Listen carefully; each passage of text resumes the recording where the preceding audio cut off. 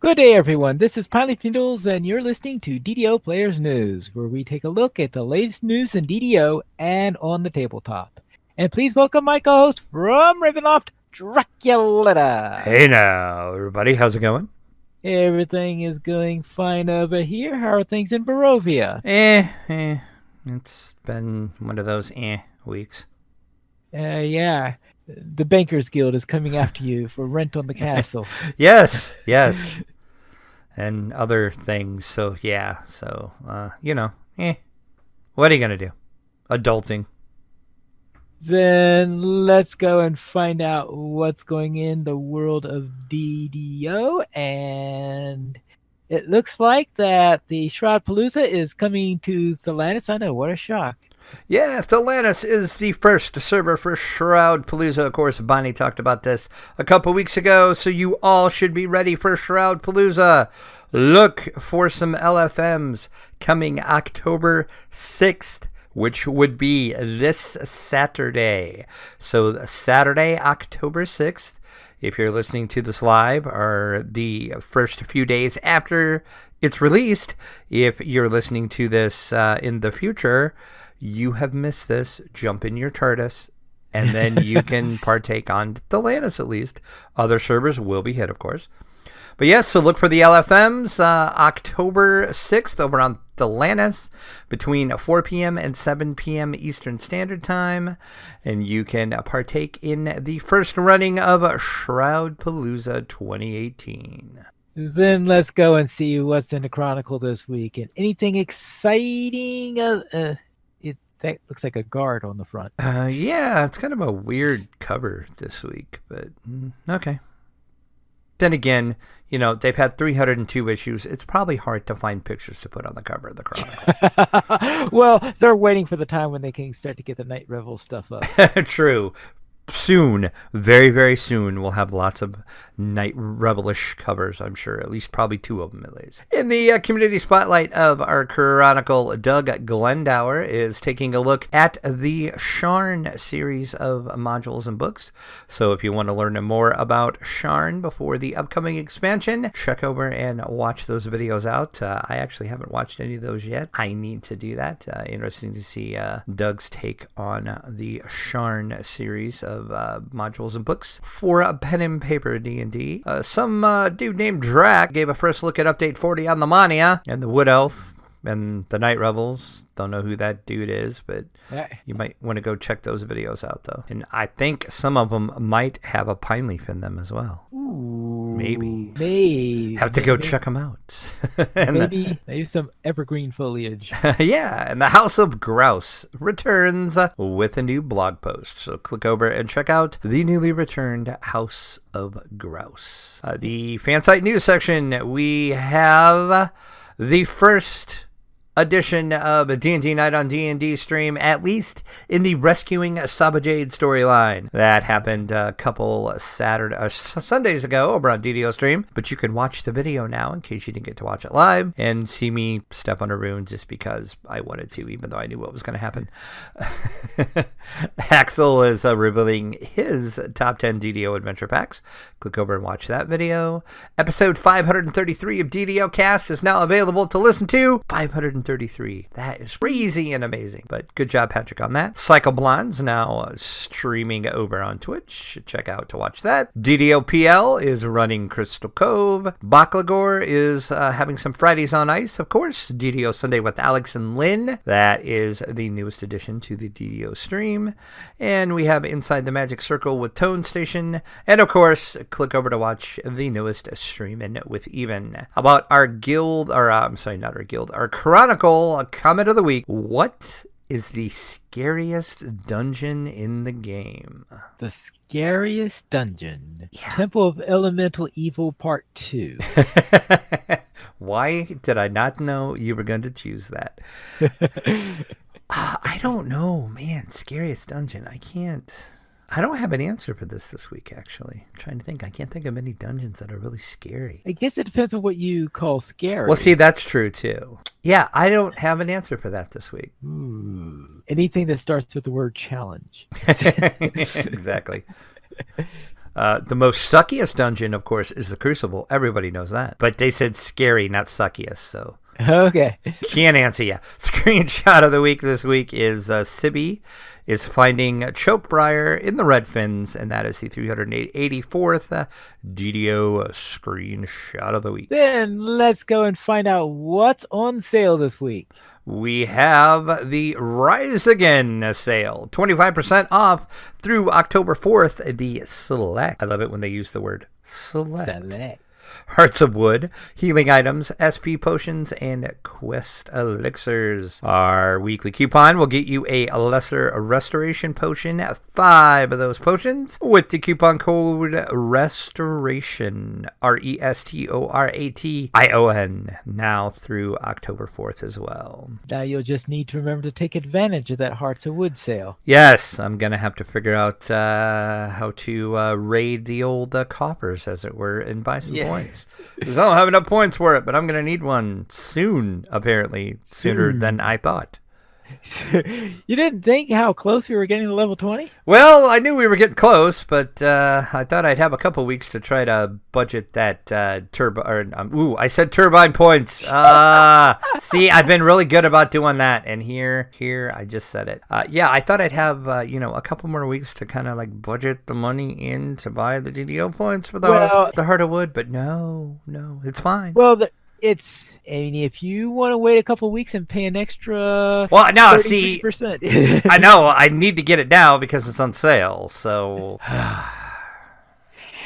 I'll figure it out somehow. Hopefully, we'll see. Hopefully, yes. Let's then head into our weekend gaming. And Drac, what were you up to? Nothing other than what I did with you. Then what did you do with me? Well, we did the High Road. We finished off the High Road. We did a Stay at the Inn and the End of the Road. Very apropos for the last quest in that chain. Whee. You can actually see the video of this and the proof that we did do these quests. We're just not saying we did them because I actually twitched this week. Ooh. And it actually worked. I haven't twitched since I moved, and everything worked, and it was good, and it was great, and we had people in the chat, and it was fun. And so go watch that video. I'll put a link in the show notes for that if you want to check out the video proof of that. But yeah, other than that, in gaming, that's all I did this week. I'm just having one of those weeks, as they say. So no gaming for me. I did do a couple unboxing videos that I have to like edit and put together that you'll see on the site soon, like in the next couple days. So if that kind of counts, weekend gaming-ish, weekend site-related stuff-ish, I guess. Yes. Now, the only problem is you can't talk about it yet. That's right. One of them I really can't talk about it. It's a surprise. So surprise tomorrow when the video goes live.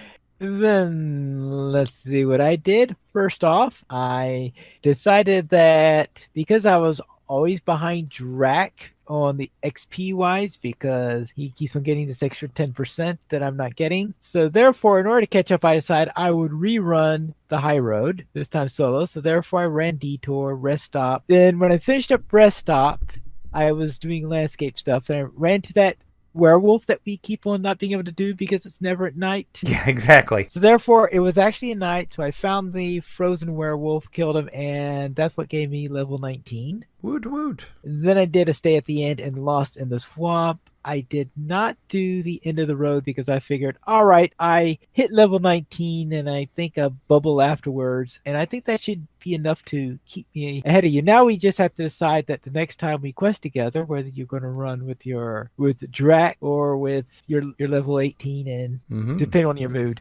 It's true. Yeah, we'll see.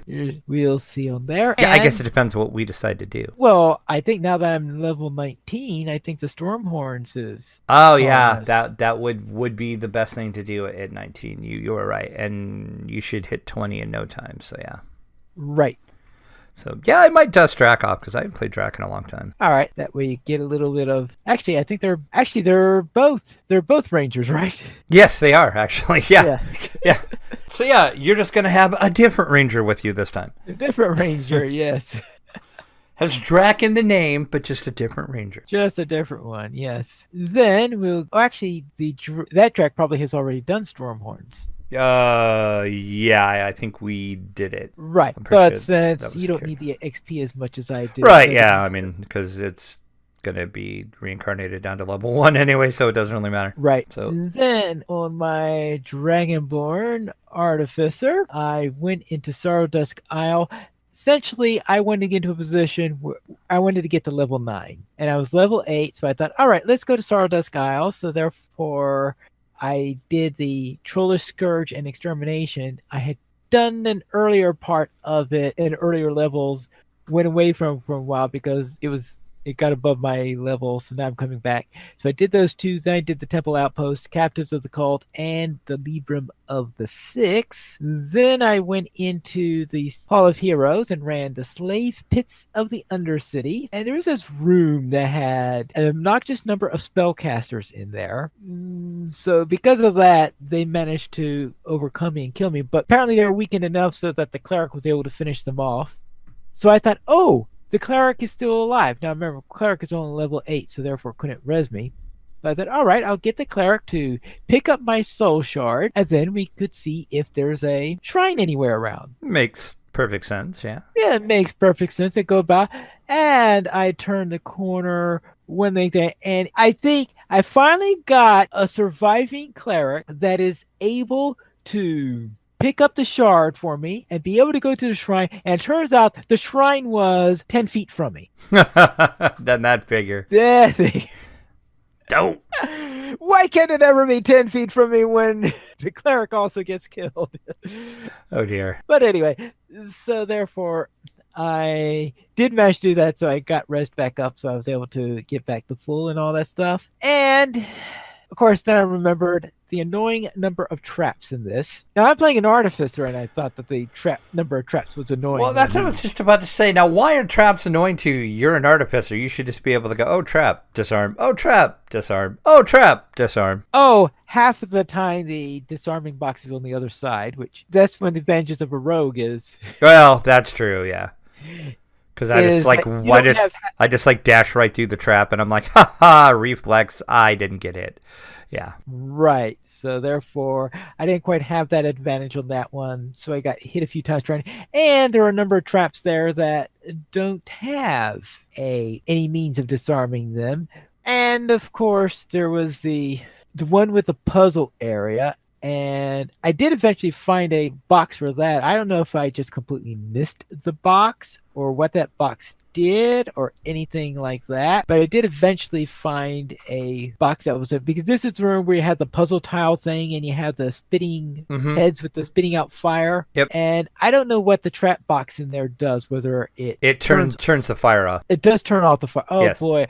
Unfortunately, because of all those flame things, I never went far enough in order to trigger to say, oh, by the way, there's a box near Yeah, here. it's like about in the middle of that wall there. Yeah, I always turn that off as soon as I go in there if I'm on my rogue. Yeah.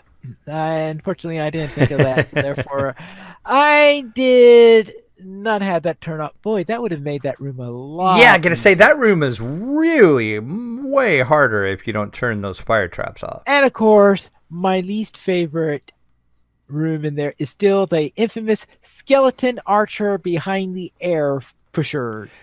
Yeah, that archer sucks. I hate that archer. And this is despite the fact that I have a repeating crossbow. Exactly. Of course, they're skeletal archers, and skeletal archers are a bit of a pain because piercing damage doesn't do all that much to them. So yeah. Then after that, I decided I needed to relax after doing Slave Pits of the Undercity because that took a lot out of me, so I didn't feel like doing part 2. So I decided to do something more relaxing. Temple Part 1. That's relaxing. Okay.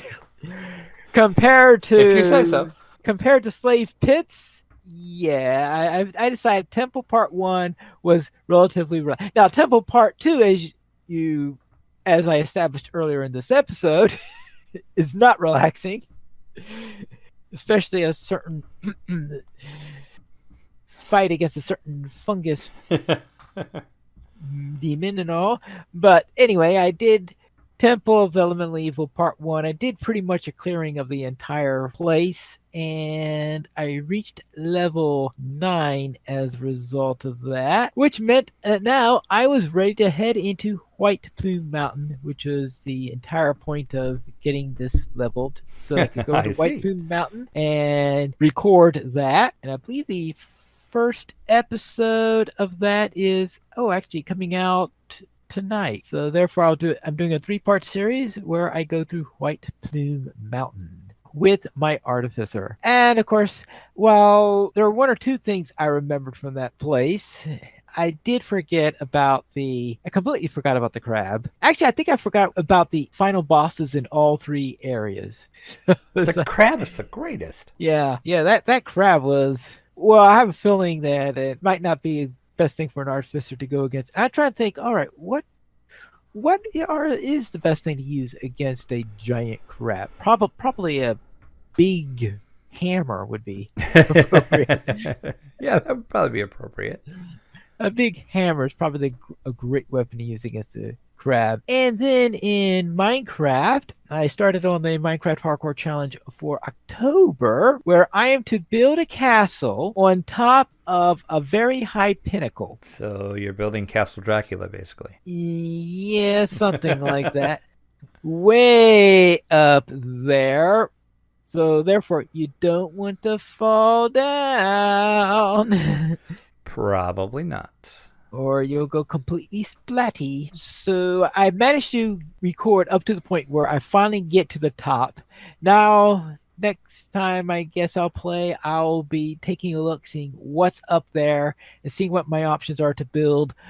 But the rule is I have to build a defensible fortification, and I can't see in the position where we are at, on that pinnacle there, I can't see any type of fortification anyone could possibly build that isn't defensible. That's the most defensible location in Minecraft. Yeah, that would be the whole point of building on a pinnacle, so yeah. Yeah, well, all right. Defensible against just about anything except phantoms. Phantoms would be a bit of a problem because, they love high places since they fly. But outside of phantoms, I think I'm defensible against just about anything, as long as I put enough light up there so that I don't have monsters spawning all over the place. But we shall see what I can do to make the place as defensible as possible. I've used up 2 of my 9 days, so now I have 7 more days in which to get that all fixed up. And hopefully I'll have something, probably get a basic castle up there and then get something that's more and more defensible. And I do have to solve issues about trying to get food and other stuff while I'm in there. Oh, and coal. Yeah, coal's going to be a real fun bit as I go through there. And then in my Wellstopia series, where I'm building Salt Marsh, I've done the very, very first parts of the haunted house. I figured that during the month of October would be a perfect time to build the haunted house. So far, I've just got the foundation, and then this is where I'm building it, and getting it all cleared out, and getting my outline done, trying to get my dimensions done.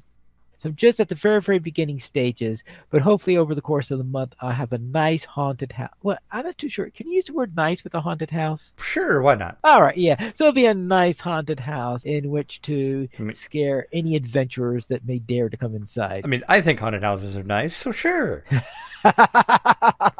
Sounds like a place I would want to go.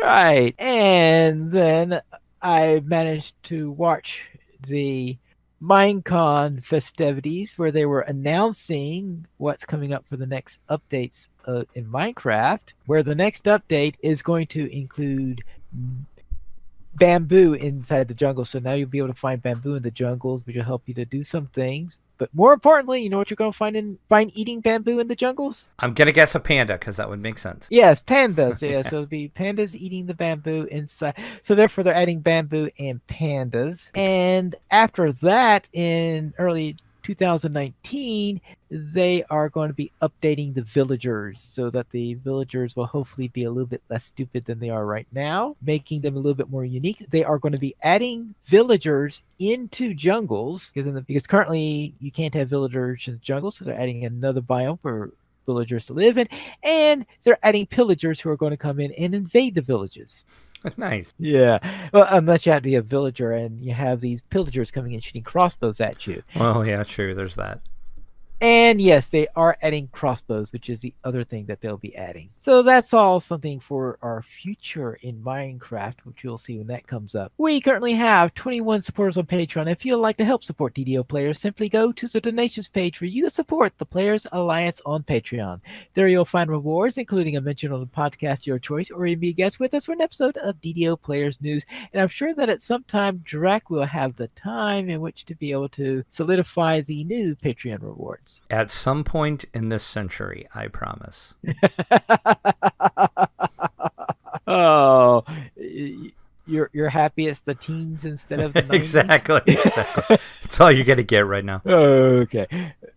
You're not going to commit to the decade then. No, because I'm still trying to figure out how to get enough money to buy some points to get the stupid heart that I need because you did all this questing to get levels. But I digress. Well, even if I didn't do that, it wouldn't be that far away.